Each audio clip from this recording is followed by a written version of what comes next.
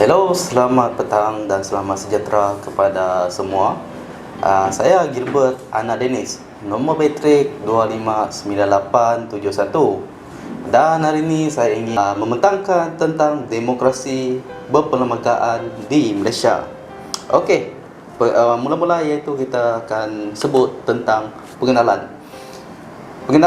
Perlembagaan persekutuan juga telah digubal dengan membuat syarat-syarat yang membolehkan pelaksanaan sistem demokrasi berparlimen. Kriteria sistem demokrasi berparlimen adalah sebuah pembahagian kuasa kepada tiga bahagian di dalam pemerintahan, iaitu perundangan, kehakiman dan eksekutif, iaitu pentadbiran.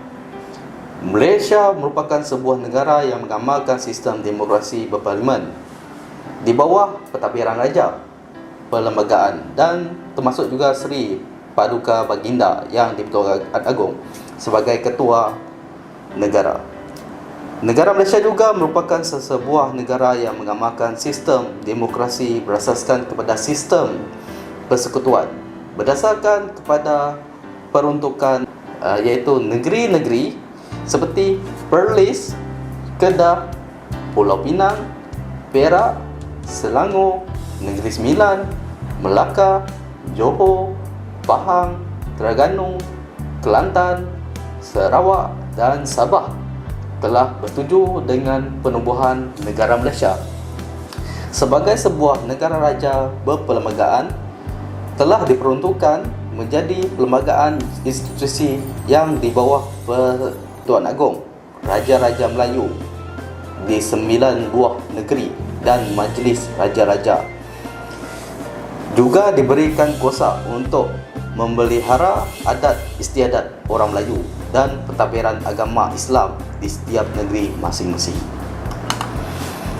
Okey, seterusnya ialah konsep demokrasi berparlimen. Demokrasi berparlimen bermaksud pemerintahan yang dijalankan secara perwakilan dalam setiap individu. Dua corak pemerintahan demokrasi yang telah ditetapkan iaitu sistem raja berperlembagaan dan sistem republik. Sistem raja berperlembagaan merupakan raja sebagai pemerintah yang paling tertinggi negara, juga dibantu oleh Perdana Menteri negara. Sistem republik juga diberi maksud ialah presiden yang dipilih oleh rakyat melalui pilihan raya. Negara Malaysia ia telah mengamalkan corak pemerintahan demokrasi berparlimen dan raja. Berkaitan dengan perlembagaan di Malaysia, isu yang berkaitan dengan perlembagaan di Malaysia iaitu unifikasi Convention antarabangsa mengenai penghapusan segala bentuk demokrasi kaum dan International Convention of the Elimination of Form of Racial Discrimination merupakan dua isu yang besar mempunyai saling kaitan dengan perlembagaan yang menjadi sebuah buah mulut masyarakat dan kekecohan yang sangat tular pada masa tersebut di media massa, akhbar-akhbar dan di media konvensional. Okey, seterusnya iaitu kekuatan dalam perlembagaan di Malaysia. Kekuatan di perlembagaan Malaysia terdapat 4 sahaja, iaitu bangunan utama yang merupakan bangunan pertama di 3 tingkat, merupakan kekuatan, mempunyai bangunan utama dan mempunyai yang kedua ialah bangunan menara. Bangunan menara mempunyai 17 tingkat, merupakan kekuatan kepada perlembagaan pada tersebut. Seterusnya ialah Dewan Bangkit. Dewan Bangkit dikenali sebagai Dewan Jamuan. Ini merupakan dewan yang boleh menyambu semua ahli-ahli parlimen untuk buat jamuan.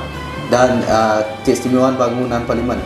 Keistimewaan ini merupakan komplek parlimen ditutupi dengan kaca. Dan seterusnya ialah Kelemahan perlembagaan di Malaysia. Kelemahan juga di dalam perlembagaan Malaysia ialah diminati kaum atau etnik.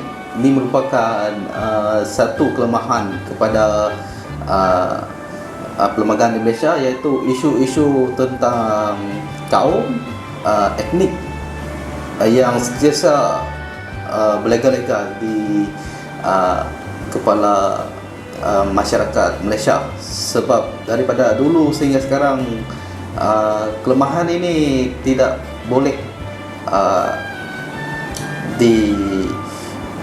diubah disebabkan oleh masyarakat di negara Malaysia berbagai kaum, dan untuk perlembagaan ini boleh menyatukan semua kaum di Malaysia untuk keharmonian semua.